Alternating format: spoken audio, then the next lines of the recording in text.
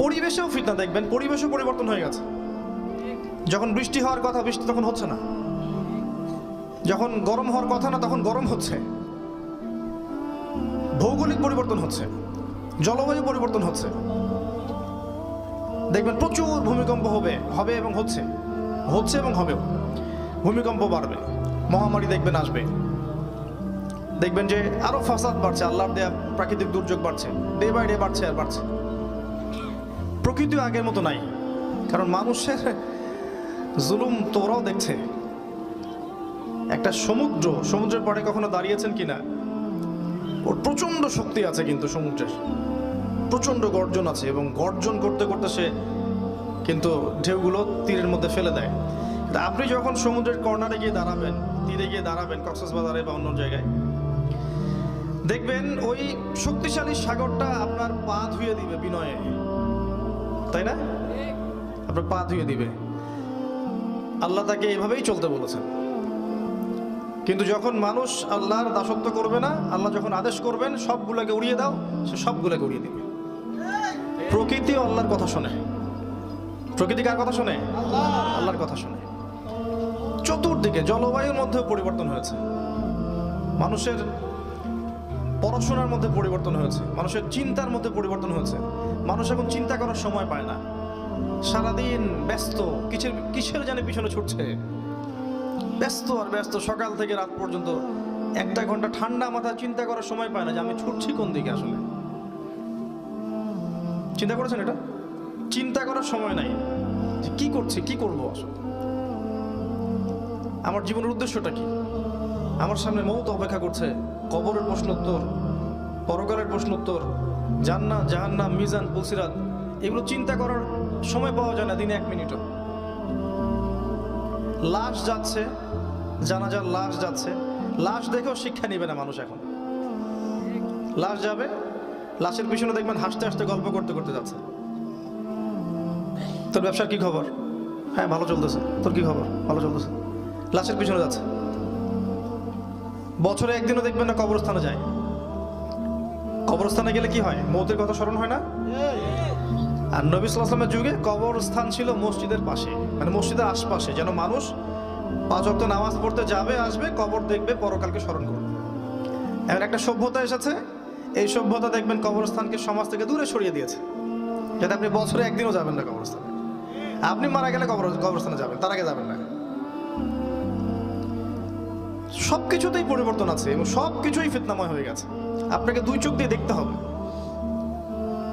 প্রচুর পরিশ্রম করছেন, টাকা পয়সা আর্ন করছেন, এবং এই টাকা পয়সা আর্ন করার জন্য আপনার কত মেহনত করতে হচ্ছে, সারাটা দিন রাত উজাড় করে দিতে হচ্ছে। যেই টাকা আপনি জমাচ্ছেন, আপনি 10-20 বছর পর লক্ষ্য করছেন আপনার টাকার মান আর আগের মান নাই, টাকার মান কমে গেছে। অথচ ওই টাকাটা আর্ন করতে আপনাকে প্রচুর পরিশ্রম করতে হয়েছিল, তাহলে আপনার শ্রমটাকেও চুরি করে নিয়ে গেল। সিচুয়েশন খুব ডিফিকাল্ট। দেখবেন ইসলামের শত্রু যারা আছে, কুফার, ফাসিক, জালেম, মুশরিক, মুনাফিকরা, তারা রাইজ করেছে, অর্থনৈতিকভাবে সমৃদ্ধ হয়েছে, পলিটিক্যালি শক্তিশালী হয়েছে, সামরিকভাবে শক্তিশালী হয়েছে। প্রত্যেকটা ক্ষেত্রে মিডিয়া দিয়ে, প্রযুক্তি দিয়ে তারা এত উন্নতি করেছে যে আমরা মনে হয় ওদের দিকে হা করে তাকিয়ে আছি। ওরা খাওয়ালে খাবো, পড়ালে পড়বো। অথচ আমরা মুসলিমরা এই 200 বছর আগেও সারা বিশ্বকে শাসন করেছি। আমরা জানি না যে আমরা কারা। আমাদের যুবকরা জানে না ওমর ইবনে খাত্তাবকে, আমাদের যুবকরা জানে না যে আলী ইবনে আবি তালেবকে, উসমান বিন আফফানকে, আবু বকর সিদ্দিক তিনি কে, মুহাম্মদ বিন কাসিমকে, তারিক বিন জিয়াদকে, খালিদ বিন ওয়ালিদকে। আমাদের যুব সমাজ এগুলো জানে না। হ্যাঁ, তারা জানে ন্যাশনাল টিমের ক্যাপ্টেনকে, বলিউডের ওই নায়কের নাম কি, ওই নায়িকার নাম কি, ওই ফুটবল প্লেয়ারের নাম কি, এই চুলের স্টাইলটা কোন প্লেয়ারের, এগুলো তারা জানে। মাশাআল্লাহ, বিশাল পরিবর্তন। আপনার চিন্তা, আপনার কর্ম, আপনার অর্থনীতি, আপনার পরিবার, আপনার সমাজ, ইবাদত, প্রত্যেকটা সেক্টর, জলবায়ু, প্রকৃতি, ওয়ার্ল্ড অ্যাফেয়ার্স, সবকিছুর মধ্যে একটা রহস্যজনক পরিবর্তন। খেয়াল করে দেখুন। আর কিছু মানুষের কাছে মনে হতে পারে এগুলো তো নর্মাল, আগেও হয়েছে, এখনো হচ্ছে।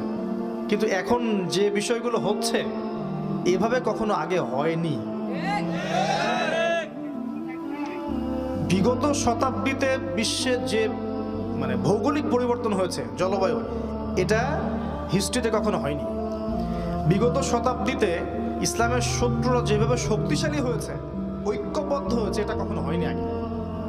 বিগত শতাব্দীতে ওই ইয়েতিম মিসকিনের মতো ঘোড়া ইহুদিরা যেভাবে শক্তিশালী হয়েছে, এটা আগে কখনো হয়নি। বিগত শতাব্দীতে যেভাবে তারা অর্থনীতি, মিডিয়া, প্রযুক্তি, সামরিক বাহিনী, পারমাণবিক অস্ত্র সব নিয়ন্ত্রণ করেছে, এটা আগে কখনো বিশ্ব দেখেনি।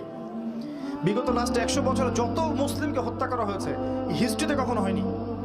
ওই মঙ্গোলিয়ানদের সময় একবার হয়েছিল, একবার, যখন ওই যে হালাকু খান নাম শুনেছেন? ওর বাহিনী, মঙ্গোলিয়ান তাতার বাহিনী, ওরা যখন বাগদাদ আক্রমণ করেছিল, তখন এরকম একটা ধ্বংসযজ্ঞ চালিয়েছে। কিন্তু ওটা ছিল একটা নির্দিষ্ট জায়গায় এবং আশপাশের কিছু কান্ট্রির মধ্যে, ওয়ার্ল্ড ওয়াইড এভাবে হয়নি কখনো।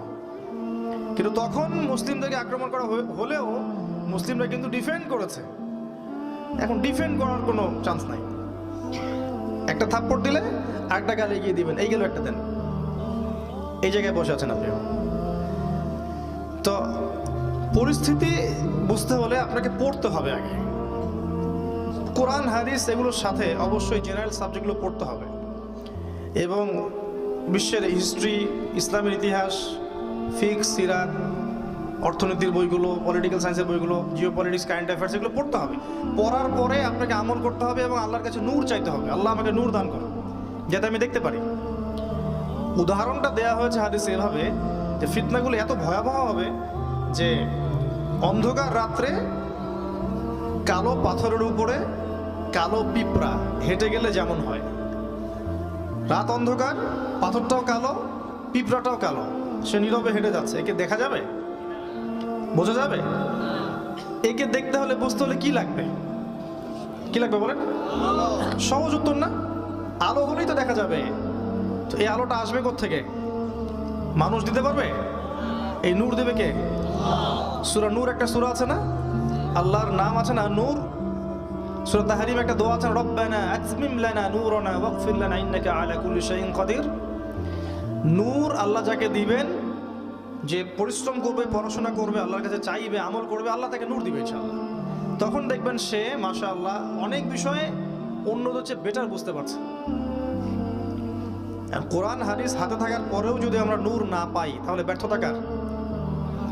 এখন কোরআন সুন্নাহ হাতে থাকার পর নূর না পাওয়ার কারণ কি শোনেন। প্রথম কয়েকটা কারণ হচ্ছে, আমরা বেশি বেশি মৃত্যুর ফিকির করছি না। বেশি বেশি মৌতের ফিকির করলে নূর আসে কলবে। বেশি বেশি ফরজ নামাজের পাশাপাশি নফল নামাজ পড়লে নূর আসে কলবে। বেশি বেশি দান সাদাকা করলে নূর আসবে ইনশাআল্লাহ। বেশি থেকে বেশি পরকালের চিন্তা করা, আল্লাহর সামনে দাঁড়াতে হবে, তখন হৃদয়টা নরম হবে, নূর আসবে ইনশাআল্লাহ। বেশি বেশি আপনি আল্লাহর জিকির করতে থাকেন, সারাটা দিন আল্লাহর জিকিরের উপর থাকেন, দেখবেন হৃদয়ের মধ্যে একটা প্রশান্তি, একটা নূর আসবে ইনশাআল্লাহ। এগুলোর পাশাপাশি আবার মন থেকে যে হিংসা, বিদ্বেষ, যে গীবত, যে তহমত, জিনা, খারাপ কিছুর প্রতি আসক্তি, জিনা, ব্যভিচার, পরকিয়া, তারপরে আপনার অহংকার, রিয়া, দুনিয়ার ভোগ বিলাস, এই যে বস্তুবাদী আকীদা, দুনিয়াকে এটা পেতে হবে, ওটা পেতে হবে, দুনিয়াকে পাওয়ার যে একটা কঠিন চাওয়া, এই জিনিসগুলো যদি দূর করতে পারেন আস্তে আস্তে, তখন দেখবেন মনটা নরম হচ্ছে, আল্লাহর নূর এখানে আসবে ইনশাআল্লাহ। নূর রাখতে হলে একটা পাত্র লাগবে না? একটা পাত্রের দরকার আছে না? কলবটা তো একটা পাত্র, ওটা পরিষ্কার না হলে কি নূর আসবে? আগে তো পরিষ্কার করতে হবে। কিভাবে পরিষ্কার করবেন?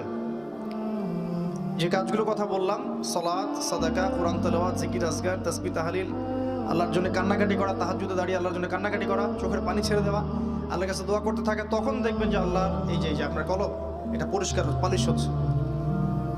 একই সাথে যখন এই যে হিংসা, গীবত, তহমত, রিয়া, অহংকারগুলো ত্যাগ করতে পারবেন, তখন দেখবেন যে নূরটা আসবে ইনশাআল্লাহ।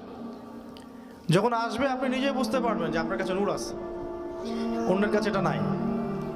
সবাইকে আল্লাহ পাক এটা দেন না। একটা মূলনীতি বলে দেয় এটা পাওয়ার, সূরা নূর পড়েন, বাসায় গিয়ে সূরা নূর পড়েন, ওখানে দেখবেন আল্লাহ যে কাজগুলো করতে বলেছেন সূরা নূরের মধ্যে, ওই কাজগুলো করলে নূর পাওয়া যাবে ইনশাআল্লাহ। সহজ বুদ্ধি। কোরআনের প্রতিটা সূরায় এক একটা চূড়া, সূরা মানে কিন্তু চূড়া, উঁচু স্থান। একটা পাহাড়ের চূড়ায় উঠলে অনেক দূর পর্যন্ত দেখা যায় না? কোরআনে এক একটা সূরার উপরে উঠলে ওই বিষয়টা আপনি বুঝতে পারবেন। কথা বুঝতে পারছেন? সূরা কাহাফের চূড়ায় ওঠেন, আপনি বুঝতে পারবেন দাজ্জালীয় ফিতনাগুলো কি কি, এখান থেকে বাঁচতে হবে কিভাবে। ঠিক আছে? সূরা নিসা এর চূড়ায় ওঠেন, দেখবেন নারীদের আসলে অধিকার কোথায় আছে। এক একটা সূরা এক একটা চূড়া।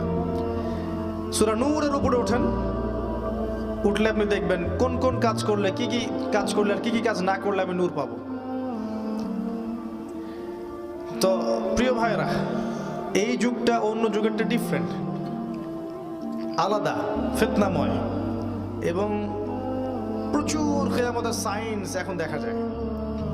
এগুলো থেকে বাঁচতে হলে, ফিতনা বুঝতে হলে আগে আপনাকে নূর অর্জন করতে হবে, জ্ঞান অর্জন করতে হবে, পড়াশোনা করতে হবে, আমল করতে হবে, পরিবার করতে হবে, আপনার হালাল খেতে হবে, পরবর্তী প্রজন্মকে করতে হবে, আল্লাহর জন্য মেহনত করতে হবে, আল্লাহর দিন প্রচার করার চেষ্টা করতে হবে, এবং ছোট ছোট উদ্যোগ নিতে হবে। আপনার যতটুকু সামর্থ্য আছে, অর্থ দিয়ে হোক, কথা দিয়ে হোক, কাজ দিয়ে হোক, লিখনি দিয়ে হোক, দিনের পিছনে মেহনত করতে হবে এবং সবাইকে ভাই মনে করে ঐক্যবদ্ধ করার চেষ্টা করতে হবে। তখন দেখবেন যে ইনশাল্লাহ দিনের কোনো উপকার হচ্ছে। এক রাতের মাহফিল দিয়ে দিন কায়েম হয়ে যাবে না, হবে? তবে হ্যাঁ, একটা মাহফিলের একটা বয়ান যদি কবুল হয় আল্লাহর কাছে, ওই বয়ানের ওসিলায় দিনের অনেক উপকার হতে পারে না? এগুলো দিনের মাধ্যম। তো শুধু একটা দিকে ফোকাস না করে দিনের সমস্ত বিষয়গুলোকে এগিয়ে নিতে হবে। এর নাম হচ্ছে দিনের জন্য ফিকির করা।